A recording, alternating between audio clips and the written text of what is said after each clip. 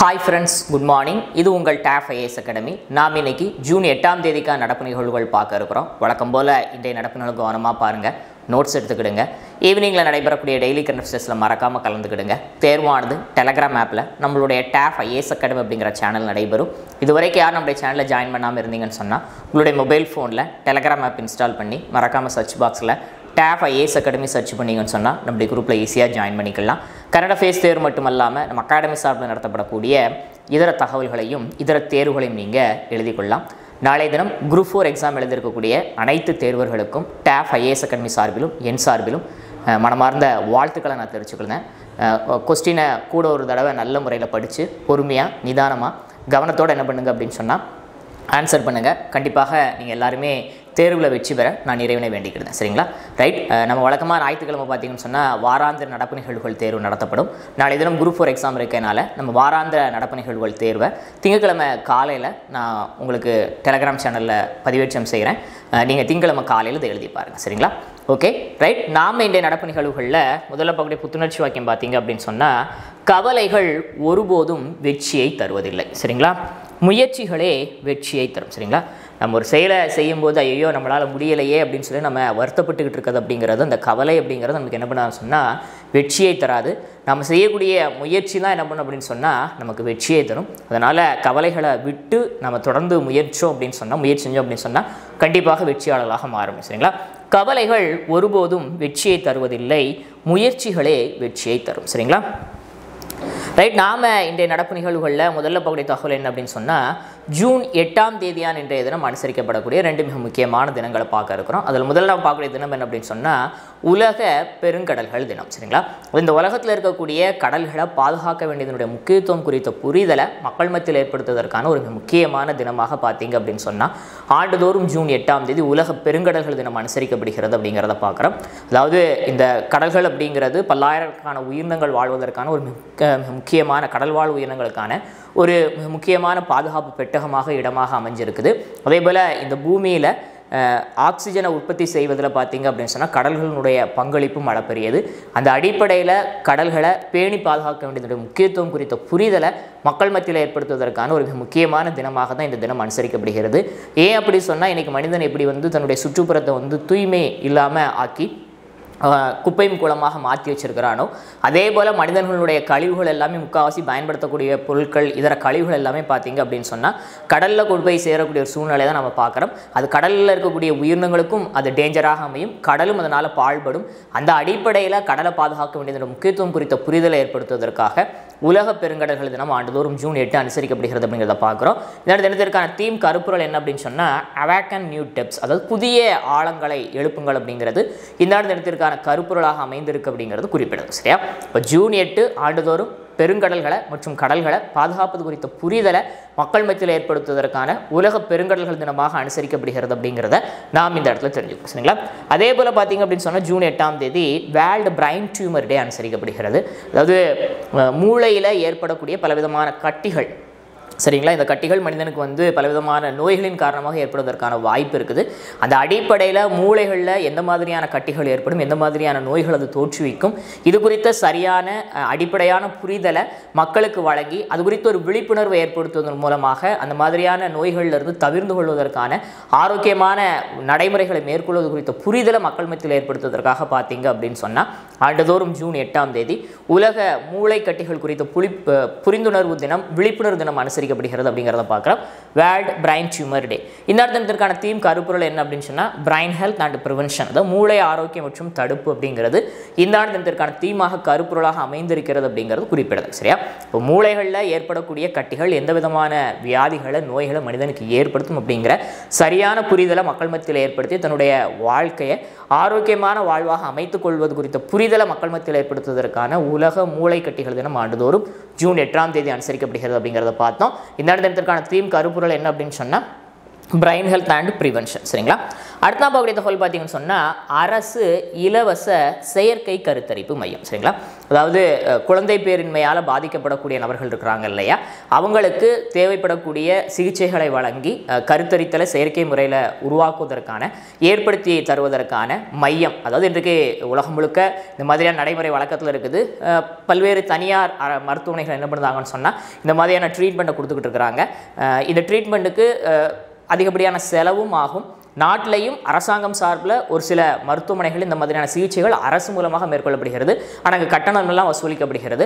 ஆனால் நாட்டிலேயே முதல் முறையாக பார்த்தீங்கன்னு சொன்னால் குழந்தை பேரின்மை குழந்தையின்மைக்கு சிகிச்சைகளை வழங்குவதற்காக செயற்கை கருத்தரித்தல் மூலமாக அவங்களுக்கு குழந்தைகளை ஏற்படுத்தி தருவதற்கான ஒரு சூழலை ஏற்படுத்தணும் அப்படிங்கிறதுக்காக தமிழ்நாடு அரசாங்கம் என்ன பண்ணியிருக்கிறாங்க அப்படின்னு சொன்னால் முழுக்க முழுக்க இலவசமாக இந்தியாவிலேயே முதல் முறையாக தமிழ்நாட்டில் சென்னையில் அமைந்திருக்கக்கூடிய எழும்பூர் அரசு மகப்பேறு மருத்துவமனையில் என்ன பண்ணியிருக்கிறாங்கன்னு சொன்னால் இலவச செயற்கை கருத்தரித்தல் மையம் மற்றும் பிரசவ வளாகத்தை திறந்திருக்கிறாங்க அப்படிங்கிறத பார்க்குறோம். தமிழ்நாட்டினுடைய மக்கள் நல்வாழ்வுத்துறை அமைச்சர் என்ன பண்ணார் அப்படின்னு சொன்னால் அந்த மையத்தை திறந்து வச்சிருக்கிறாரு. சற்றேறக்குறைய 6.97 கோடி ரூபாய் மதிப்பீட்டு என்ன செய்யப்பட்டிருக்கு அப்படின்னு சொன்னால் இந்த செயற்கை கருத்தரித்தல் மையம் உருவாக்கப்பட்டிருக்குது. கூடிய விரைவில் இதே போன்ற மற்றொரு மையம் பார்த்தீங்கன்னு சொன்னால் மதுரையிலும் உருவாக்கப்பட்டிருக்கு அப்படிங்கிறது குறிப்பிடும்படியான விஷயம். வெளிநாடுகளிலிருந்து கொண்டு வரப்பட்ட உயர்தரமான அந்த எக்யூப்மெண்ட்ஸ் உபகரணங்கள் மூலமாக இங்கு சிகிச்சைகள் எல்லாம் வழங்கப்பட்டிருக்கு அப்படிங்கிறது குறிப்பிடும்படியான விஷயம். சரியா, இப்போ நாம இதனோட தகவல் என்ன அப்படின்னு சொன்னால் நாட்டிலேயே முதல் முறையாக இந்தியாவிலேயே முதல் முறையாக தமிழ்நாட்டில் சென்னை எழும்பூரில் அமைந்திருக்கக்கூடிய அரசு மகப்பேறு மருத்துவமனையில் பார்த்தீங்கன்னு சொன்னால் தமிழ்நாடு அரசாங்கம் சார்பில் குழந்தையின்மைக்கான சிகிச்சைகளை வழங்குவதற்காக செயற்கை கருத்தரித்தல் மையம் மற்றும் பிரசவ வளாகம் என்ன செய்யப்பட்டிருக்கு அப்படின்னு சொன்னால் சற்றேறக்குறைய 6.97 கோடி ரூபாய் மதிப்பீட்டில் திறக்கப்பட்டுள்ளது அப்படிங்கிறத நாம் இந்த இடத்துல பார்த்தோம். சரிங்களா, நெக்ஸ்ட் நம்ம தகவல் என்ன அப்படின்னு சொன்னால் பிரதமராக, அதாவது நாட்டினுடைய பிரதமராக நரேந்திர மோடி அவர்கள் வந்து நாளை தினம் 3வது முறையாக பொறுப்பேற்க இருக்கிறார். சரிங்களா, அதாவது சமீபத்தில் இந்தியாவில் பார்த்தீங்கன்னு சொன்னால் 18வது மக்களவைக்கான தேர்தல் சற்றேறக்குறைய 7 கட்டங்களாக நடத்தப்பட்டு வாக்கு எண்ணிக்கைகள்லாம் எண்ணப்பட்டு முடிவுகள் அறிவிக்கப்பட்டிருக்குது. இதில் தேசிய ஜனநாயக கூட்டணி என்ன பண்ணியிருக்கு அப்படின்னு சொன்னால் 290க்கும் மேற்பட்ட இடங்களை கைப்பற்றி வந்து ஆட்சி அமைப்பதற்கான அந்த அறுதி பெரும்பான்மை அவங்க பெற்றிருக்கிறாங்க. அந்த அடிப்படையில் அந்த கட்சியினுடைய தலைவர்கள் ஒருங்கிணைந்து என்ன பண்ணாங்க அப்படின்னு சொன்னால் பிரதமர் நரேந்திர மோடி அவர்களை வந்து தங்களுடைய கூட்டணிக்கான நாடாளுமன்ற குழு தலைவராக தேர்ந்தெடுத்து அவரை பிரதமராக முன்மொழிந்து அந்த ஆதரவு கடிதத்தை என்ன பண்ணாங்க அப்படின்னு சொன்னால் ஜனாதிபதியாக இருக்கக்கூடிய திரௌபதி முர்மு அவர்கள்ட்ட கொண்டு போய் கொடுத்தாங்க. அந்த அடிப்படையில் அதாவது அதைத் தொடர்ந்து பிரதமரும் என்ன பண்ணார் அப்படின்னு சொன்னால் ஆட்சி அமைப்பதற்கான உரிமையை கோரினார்.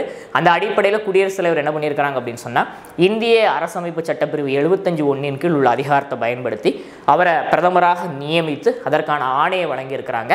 அந்த அடிப்படையில் நாளை தினம் இரவு நேரத்தில், அதாவது மாலை நேரத்தில் நடைபெறக்கூடிய நிகழ்வுகளில் குடியரசுத் தலைவர் மாளிகையில் பிரதமராக 3வது முறையாக நரேந்திர மோடி பொறுப்பேற்க இருக்கிறார்.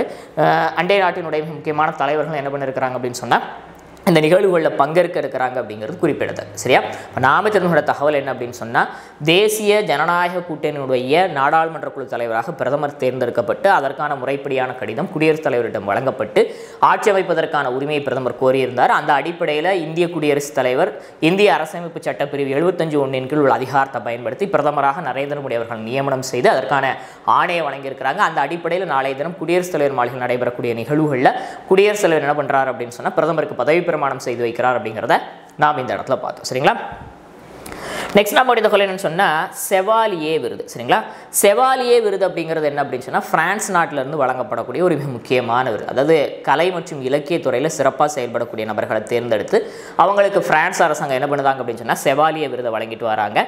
அந்த அடிப்படையில் இந்த ஆண்டுக்கான செவாலியே விருதுகளில் தமிழ்நாட்டை சார்ந்த காலச்சுவடு பதிப்பகம், காலச்சுவடு பப்ளிகேஷன் என்ன பண்ணியிருக்கு அப்படின்னு சொன்னால் அதனுடைய பதிப்பாளர் மற்றும் உரிமையாளராக இருக்கக்கூடிய ஆசிரியர் கண்டன் சுந்தரம் அவர்களுக்கு பார்த்தீங்க அப்படின்னு சொன்னால் விருது வழங்கியிருக்கிறாங்க அப்படிங்கிறத நாம் இந்த இடத்துல பார்க்குறோம். அதாவது இந்த விருதானது பிரான்ஸ் நாட்டினுடைய மிக உயரிய விருதுகள் அதுவும் ஒன்று அப்படிங்கிறது குறிப்பிடும்படியான விஷயம். அது இந்த காலச்சுவடு பதிப்பகம் என்ன பண்ணுது அப்படின்னு சொன்னால் பிரான்ஸ் நாட்டினுடைய பல்வேறு நூல்களை, முக்கியத்துவம் வாய்ந்த மிக முக்கியமான எழுத்தாளர்களுடைய நூல்களை தமிழ் மொழியில் டிரான்ஸ்லேட் பண்ணி என்ன பண்ணுறாங்க அப்படின்னு சொன்னால் இவங்க வந்து வெளியிட்டு இருக்கிறாங்க.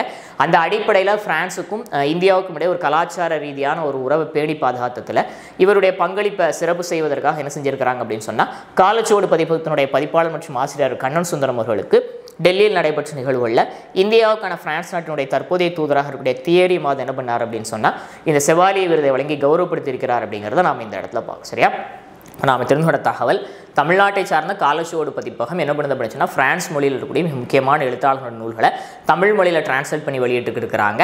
அந்த அடிப்படையில் பிரான்ஸுக்கும் இந்தியாவுக்கும் இடையே ஒரு உறவு பாலமாக இருக்கக்கூடிய இந்த காலச்சுவடு பதிப்பத்தை சிறப்பு செய்வதற்காக பிரான்ஸ் அரசாங்கம் இந்த நாட்டில் வழங்கப்படக்கூடிய கலை மற்றும் இலக்கியத்துறையில் வழங்கப்படக்கூடிய மிக முக்கியமான விருதான செவாலியே விருது என்ன பண்ணியிருக்கிறாங்கன்னு சொன்னால் இந்த காலச்சுவடு பதிப்பத்துக்கு வழங்கியிருக்கிறாங்க. அந்த அடிப்படையில் காலச்சுவடு பதிப்பத்தினுடைய தற்போதைய பதிப்பாளர் மற்றும் ஆசிரியராக இருக்கக்கூடிய கண்ணன் சுந்தரம் அவர்கள் டெல்லியில் நடைபெற்ற நிகழ்வுகளில் பிரான்ஸ் தூதரால் இந்த விருது கொடுக்கப்பட்டு கௌரவப்படுத்தப்பட்டிருக்கிறார் அப்படிங்கிறத நாம் இந்த இடத்துல பார்த்தோம். சரிங்களா?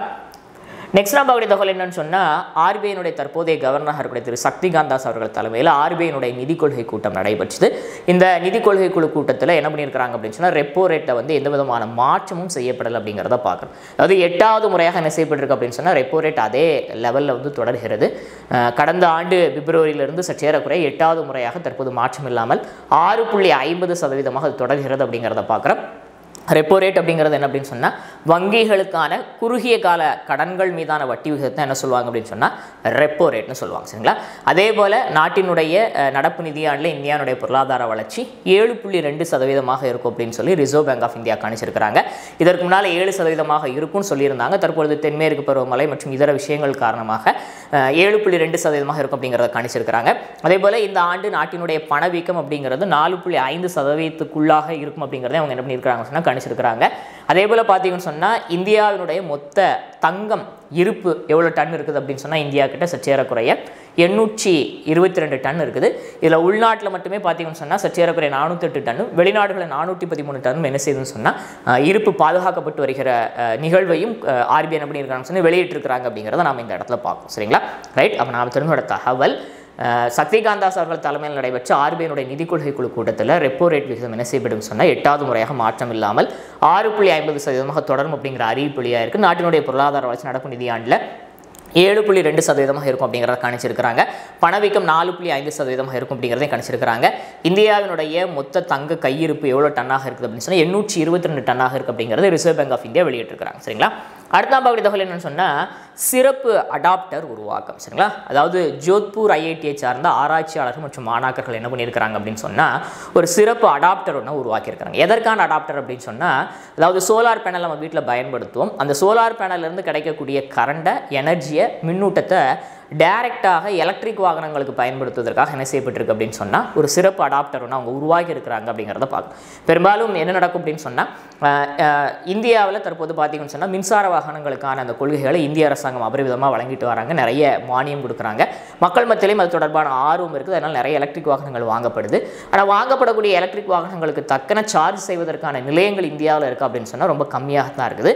அந்த அடிப்படையில் வீட்டில் நம்ம சோலார் பேனல் மூலமாக உருவாக்கக்கூடிய மின்சாரத்தை அதன் மூலமாக இந்த எலக்ட்ரிக் வாகனத்தை சார்ஜ் செய்வதற்காக என்ன செய்திருக்காங்க அப்படின்னு சொன்னால் ஒரு சிறப்பு அடாப்டர் ஒன்று உருவாக்கியிருக்கிறாங்க.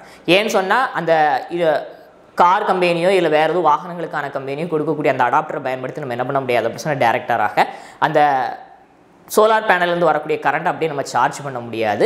அதற்குன்னு சொல்லி ஒரு சிறப்பான அடாப்டர் இப்போ உருவாக்கப்பட்டு இந்த அடாப்டருடைய விலை பார்த்தீங்கன்னு சொன்னால் சற்றேறக்குறைய 1000க்கும் கம்மியாகத்தான் இருக்கும். அனைத்து வாகனங்களுக்கும் பயன்படுத்தக்கூடிய வகையில் என்ன செஞ்சிருக்கிறாங்க அப்படின்னு சொன்னால் இந்த அடாப்டரை அவங்க உருவாக்கி இருக்கிறாங்க அப்படிங்கிறத பார்க்குறீங்களா?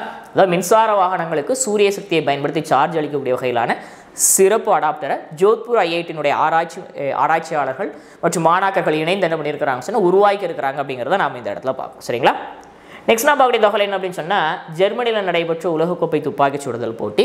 இதில் இந்தியாவை சார்ந்த வீராங்கனையான ஸ்விஃப்ட் கவ் சம்ரா என்ன பண்ணியிருக்கிறாங்கன்னு சொன்னால் 50 மீட்டர் ரைஃபிள் 3 பொசிஷன் பிரிவில் வெண்கலம் கைப்பற்றி நாட்டுக்கு பெருமை சேர்த்திருக்கிறாங்க அப்படிங்கிறத நாம் இந்த இடத்துல பார்க்கணும். சரியா? இப்போ ஜெர்மனியில் நடைபெற்ற உலகக்கோப்பை துப்பாக்கி சுடுதல் போட்டி அதில் 50 மீட்டருக்கான மகளிர் ரைஃபிள் 3 பொசிஷன் பிரிவில் இந்திய வீராங்கனையான ஸ்விஃப்ட் கவ் சம்ரா என்ன பண்ணியிருக்கிறாங்கன்னு சொன்னால் வெண்கலம் கைப்பற்றி நாட்டுக்கு பெருமை சேர்த்திருக்கிறாங்க அப்படிங்கிறத நாம் இந்த இடத்துல பார்த்தோம். சரியா? அடுத்தாம் பார்க்கக்கூடிய நபர் யாருன்னு சொன்னால் ஏஜேடி ஜான் சிங் மறைவு. சரிங்களா? ஜான் சிங் யார் அப்படின்னு சொன்னால் தமிழ்நாட்டை சார்ந்த ஒரு மூத்த வன ஆராய்ச்சியாளர் தான் யார் அப்படின்னு சொன்னால் வன உயிரின ஆய்வாளர் தான் யார் அப்படின்னு சொன்னால் ஜான் சிங். சரிங்களா? வயது மூப்பின் காரணமாக காலமானார் அப்படிங்கிற தகவல் நாம் இந்த இடத்துல பார்க்குறோம். அதாவது அவருடைய ஆய்வுகளில் ஏகப்பட்ட வன உயிரினம் சம்மந்தப்பட்ட நூல்கள் எழுதியிருக்கிறாரு, கட்டுரைகள் எழுதியிருக்கிறாரு. அவர்கிட்ட நிறைய மாணாக்கர்கள் என்ன பண்ணியிருக்கிறாங்கன்னு சொன்னால் சம்மந்தப்பட்ட பாடங்களை படிச்சிருக்கிறாங்க. இந்திய வன ஆராய்ச்சி நிறுவன முதல்வராக பணியாற்றியிருக்கிறாரு. ஒன்றிய வனம் மற்றும் சுற்றுச்சூழல் துறையினுடைய ஆலோசகராகவும் பணியாற்றியிருக்கிறாரு. தேசிய புலிகள் பாதுகாப்பு ஆணையத்தினுடைய உறுப்பினராகவும் பணியாற்றியிருக்கிறாரு. அதே போல் இந்தியாவில் யானைகளுக்கான திட்டம் உருவாகுவதற்கு ஒரு அடித்தளமாக காரணமாக இருந்தவர் யார் அப்படின்னு சொன்னால் இந்த ஜான் சிங் தான். அவருடைய சேவைகளை அங்கீகரிக்கக்கூடிய வகையில் இந்திய அரசாங்கம் அவருக்கு பத்மஸ்ரீ உள்பட பல்வேறு விருதுகளை வழங்கியிருக்கிறாங்க. வயது மூப்பு மற்றும் உடல்நலக்குறை காரணமாக அவர் காலமானார் அப்படிங்கிற தகவலை நாம் இந்த இடத்துல பார்க்க. சரியா, இப்போ நாம் தெரிஞ்ச தகவல் என்ன அப்படின்னு சொன்னால் தமிழ்நாட்டை சார்ந்த மூத்த வன உயிரின ஆய்வாளரான ஜான் சிங் அவர்கள் வயது மூப்பின் காரணமாக காலமானார் அப்படிங்கிறத பார்த்தோம். இந்திய வன ஆராய்ச்சி நிறுவன முதல்வராக பணியாற்றியிருக்கிறாரு. ஒன்றிய வனம் மற்றும் சுற்றுச்சூழல் துறையுடைய ஆலோசகராக பணியாற்றியிருக்கிறாரு. தேசிய புலிகள் பாதுகாப்பு ஆணைய உறுப்பினராகவும் பணியாற்றியிருக்கிறாரு. நாட்டில் யானைகள் சம்பந்தப்பட்ட திட்டம் உருவாகுவதற்கு அடித்தளமாக காரணமாக இருந்தவர் யார் சொன்னால் ஜான் சிங். பத்மஸ்ரீ விருது உட்பட பல்வேறு விருதுகளை பெற்றிருக்கிறார் அப்படிங்கிற தகவலை நாம் இந்த இடத்துல பார்த்தோம். சரிங்களா, ரைட். நம்ம ரீக்கப் பார்க்க இருக்கிறோம். ஆரம்பத்தில் என்ன பார்த்தோம் அப்படின்னு சொன்னால் ஒவ்வொரு ஆண்டும் ஜூன் 8ஆம் தேதி பார்த்தீங்கன்னு சொன்னால் பெருங்கடல்களை பாதுகாப்பது குறித்த விழிப்புணர்வு மக்கள் மத்தியில் ஏற்படுத்துவதற்காக உலக பெருங்கடல்கள் தினம் அனுசரிக்கப்படுகிறது அப்படிங்கிறத பார்த்தா இந்த தினத்திற்கான தீம் கருப்பொருள் என்ன அப்படின்னு சொன்னால் அவேக்கன் நியூ டெப்ஸ் அப்படிங்கிறது இந்த தினத்திற்கான கருப்பொருளாக அமைந்திருக்குது. அடுத்தாக பார்த்தீங்கன்னு சொன்னால் இந்த ஜூன் 8ஆம் தேதி மனிதர்கள் தங்களுடைய மூளையில் ஏற்படக்கூடிய கட்டிகள் குறித்த ஒரு புரிதலை ஏற்படுத்தி இந்த கட்டிகள் பலவிதமான நோய்கள் உருவாக காரணமாக இருக்குது. அது குறித்த புரிதலை ஏற்படுத்தி ஆரோக்கியமான பெருவாழ்வு வாழும் அப்படிங்கிறத அடிப்படையாக கொண்டு ஆண்டுதோறும் மூளை கட்டி தினம் பார்த்தீங்கன்னு சொன்னால் ஜூன் 8ஆம் தேதி அனுசரிக்கப்படுகிறது.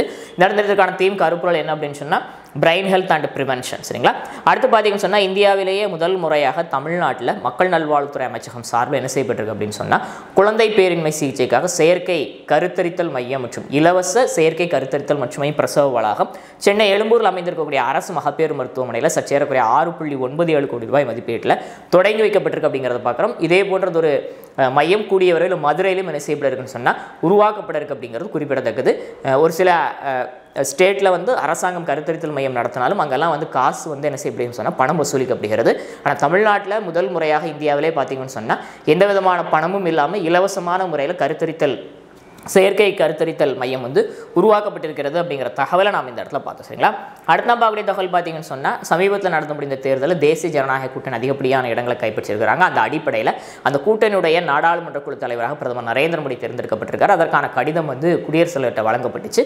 அந்த அடிப்படையில் குடியரசுத் தலைவர் இந்திய அரசியலமைப்பு சட்டம் 71 கீழ் இருக்கக்கூடிய தன்னுடைய அதிகாரத்தை பயன்படுத்தி பிரதமராக நரேந்திர மோடி அவர்கள் நியமனம் செஞ்சு அதற்கான ஆணையை பிரதமர்கிட்ட வழங்கியிருக்கிறார். நாளை தினம் நடைபெறக்கூடிய நிகழ்வுகளில் நாட்டினுடைய பிரதமராக 3வது முறையாக நரேந்திர மோடி பொறுப்பேற்க இருக்கிறார் அப்படிங்கிற தகவலை நாம் இந்த இடத்துல பார்த்தோம். சரிங்களா, அடுத்த தகவல் என்ன அப்படின்னு சொன்னால் பிரான்ஸ் நாட்டிலிருந்து கலை மற்றும் இலக்கியம் சார்ந்த துறைகளில் வழங்கப்படக்கூடிய உயரிய விருதான செவாலிய விருது இந்த ஆண்டு தமிழகத்தை சார்ந்த காலச்சுவடு பதிப்பகத்துக்கு வழங்கப்பட்டு காலச்சுவடு பதிப்பகம் பிரான்ஸ் மொழியிலிருந்து வெளியாகக்கூடிய சிறப்பான நூல்களை தமிழ் மொழியில் டிரான்ஸ்லேட் பண்ணி வெளியிட்டு இருக்காங்க. அந்த அடிப்படையில் இந்தியாவுக்கும் பிரான்ஸுக்கும் இடையே ஒரு நல்லுறவு பேணி பாதுகாத்ததுக்காக காலச்சுவடு பதிப்பகத்தினுடைய பதிப்பாளர் மற்றும் ஆசிரியர்கள் கண்ணன் சுந்தரம் அவர்கள் என்ன செய்யப்பட்டிருக்கார் அப்படின்னு சொன்னால் இந்த விருதுக்காக தேர்ந்தெடுக்கப்பட்டு டெல்லியில் நடைபெற்ற நிகழ்வுகளில் இந்தியாவுக்கான தற்போதைய பிரான்ஸ் தூதராக இருக்கக்கூடிய தியாரி மாதோ அவர்கள் கையால் அந்த விருதை பெற்றுக்கொண்டார் அப்படிங்கிற தகவலை நாம் இந்த இடத்துல பார்த்தோம். அடுத்தாக ஆர்பிஐனுடைய தற்போதைய கவர்னர் சக்திகாந்த தாஸ் அவர்கள் தலைமையில் நடைபெற்ற நிதி கொள்கை குழு கூட்டத்தில் பார்த்தீங்க அப்படின்னு சொன்னால் 8வது முறையாக ரெப்போ வட்டி விகிதம் என்ன செய்யப்பட்டு சொன்னால் மாற்றம் இல்லாமல் 6.50% தொடரும் அப்படிங்கிற அறிவிப்பு வெளியாக இருக்குது. ரெப்போ ரேட் அப்படிங்கிறது என்ன அப்படின்னு சொன்னால் வங்கிகளுக்கான குறுகிய கால கடன்கள் மீதான வட்டி விகிதம் தான் என்ன அழைக்கப்படுகிறது அப்படின்னு சொன்னால் ரெப்போ ரேட்னு அழைக்கப்படுகிறது. இந்த கூட்டத்தில் எடுக்கப்பட்ட முடிவுகளின் அடிப்படையில் இந்தியாவினுடைய பொருளாதார வளர்ச்சி நடப்பு நிதியாண்டில் பார்த்தீங்கன்னு சொன்னால் 7.2% இருக்கும். அதேபோல் பணவீக்கம் வந்து 4.5% கட்டுப்படுத்தப்படும். மேலும் பார்த்தீங்க அப்படின்னு சொன்னால் இந்தியாவில் இருக்கக்கூடிய மொத்த தங்க இருப்பு சற்றே 822 டன்னாக இருக்குது. இதில் உள்நாட்டில் மட்டும் 408 டன்னும் வெளிநாடுகளில் 413 டன்னும் பாதுகாக்கப்படுகிறது அப்படிங்கிற தகவல் நாம் இந்த இடத்துல பார்த்தோம். அடுத்து பார்த்தீங்கன்னு சொன்னால் மின்சார வாகனங்களுக்கு சூரிய சக்தியை பயன்படுத்தி டைரக்டாக சார்ஜ் வழங்குவதற்கான ஒரு சிறப்பு அடாப்டர் ஒன்று என்ன பண்ணியிருக்கிறாங்க அப்படின்னு சொன்னால் ஜோத்பூர் ஐஐடி ஆராய்ச்சியாளர்கள் உருவாக்கியிருக்கிறாங்க. இந்த அடாப்டர் வந்து மிக குறைந்த விலையில் 1000க்கும் குறைவான விலையில் இது பயன்பாட்டுக்கு வர இருக்குது. இது சோதனை வெற்றிகரமாக அமைந்திருக்கிறது. அனைத்து வாகனங்களுக்கும் பயன்படுத்தக்கூடிய வகையில் என்ன செய்யப்பட்டிருக்கு இது வடிவமைக்கப்பட்டிருக்கிறது அப்படிங்கிறது குறிப்பிட முடியாத விஷயம். இதை வீட்டில் நம்ம உருவாக்கக்கூடிய சோலார் பேனல் கிடைக்கக்கூடிய அந்த கரண்டை டேரெக்டாக என்ன பண்ண முடியாதுன்னு சொன்னால் மின்சார வாகனங்களுக்கு செலுத்த முடியாது, கொடுக்க முடியாது, சார்ஜ் பண்ண இயலாது. அதற்காக இந்த அடாப்டர் மூலமாக என்ன பண்ணலாம் அப்படின்னு சொன்னால் சார்ஜ் ஏற்றிக்கலாம். அதற்கான ஒரு அடாப்டர் வந்து உருவாக்கப்பட்டிருக்கிறது அப்படிங்கிறத நாம் இந்த இடத்துல பார்க்கணும். சரிங்களா, அடுத்த பார்த்தகோல் என்ன அப்படின்னு சொன்னால் ஜெர்மனியில் நடைபெற்ற உலகக்கோப்பை துப்பாக்கி சுடுதல் போட்டியில் மகளிருக்கான 50 மீட்டர் 3 பொசிஷன்ஸ் பிரிவில் ரைஃபிள் 3 பொசிஷன் பிரிவில் பார்த்தீங்கன்னு சொன்னால் இந்திய வீராங்கனை ஸ்விஃப்ட் கவுர் சம்ரா என்ன பண்ணியிருக்காங்கன்னு சொன்னால் வெண்கலம் கைப்பற்றி நாட்டுக்கு பெருமை சேர்த்துக்கிறாங்க அப்படிங்கிறத பார்த்தோம். அடுத்த தமிழகத்தை சார்ந்த மூத்த வன உயிரின ஆய்வாளரான ஜான்சிங் அவர்கள் வயது மற்றும் உடல்நலக்குறை காரணமாக காலமானார் அப்படிங்கிற தகவலை நாம் இந்த இடத்துல பார்த்தோம். அவர் இந்திய வன ஆராய்ச்சியோட முதல்வராக பணியாற்றியிருக்கிறார். ஒன்றிய வனம் மற்றும் சுற்றுச்சூழல் துறையினுடைய ஆலோசகராகவும் பணியாற்றியிருக்கிறார். தேசிய புலிகள் பாதுகாப்பு ஆணைய உறுப்பினராகவும் பணியாற்றியிருக்கிறார். அது மட்டும் இல்லாமல் பார்த்தீங்க அப்படின்னு சொன்னால் யானைகள் திட்டம் உருவாகுவதற்கு இந்தியாவில் அடித்தளமாக இருந்தவர் காரணமாக இருந்தவர் யாருன்னு சொன்னால் ஜான்சிங் அவர்கள். பத்மஸ்ரீ விருது உட்பட பல்வேறு விருதுகளையும் பெற்றிருக்கிறார் அப்படிங்கிறது குறிப்பிடத்தக்க. சரிங்களா, இன்றைய நடப்பு நிகழ்வுகள் உங்களுக்கு பயனளிக்கக்கூடியதாக இருந்திருக்கு நான் நினைக்கிறேன். இந்த வீடியோ உங்களுக்கு பிடிச்சிருந்துன்னு சொன்னால் லைக் பண்ணுங்கள், ஷேர் பண்ணுங்கள், சப்ஸ்கிரைப் பண்ணுங்கள். மறக்காமல் ஈவினிங்கில் நடைபெறக்கூடிய டெய்லி கண்டெப்ட் டெஸ்ட்டில் கலந்துக்கிடுங்க. நாளை தினம் குரூப் 4 எக்ஸாம் எழுதக்கூடிய உங்கள் அனைவருக்கும் மீண்டும் டேஃப் ஐஏஎஸ்க்கு மற்றும் என்னுடைய வாழ்த்துக்களை நான் தெரிவிச்சுக்கிட்டேன். கவனமாக பொறுமையாக நிதானமாக கொஸ்டினை ரீட் பண்ணி என்ன பண்ணுங்கள் அப்படின்னு சொன்னால் ஆன்சர் பண்ணுங்கள். கண்டிப்பாக நம்மளால் என்ன பண்ணுவோம் அப்படின்னு சொன்னால் வெற்றியாளர்களாக மாற முடியும். அந்த நம்பிக்கையோட பரிசு எழுதிட்டு வாங்க. வாராந்திர நடப்பு நிகழ்வுகள் வழக்கமான ஞாயிற்றுக்கிழமை நடைபெறும். நாளை தினம் குரூப் 4 எக்ஸாம் இருக்கனால திங்கட்கிழமை காலையில் என்ன பண்ணுவோம் அப்படின்னு சொன்னால் அந்த வாராந்திர நடப்பு நிகழ்வுகளுக்கான கொஸ்டின்ஸை நம்ம டெலிகிராம் சேனலில் அப்லோட் பண்ணுவோம். நீங்கள் டெஸ்ட் எழுதி பாருங்கள். சரிங்களா, தேங்க்யூ.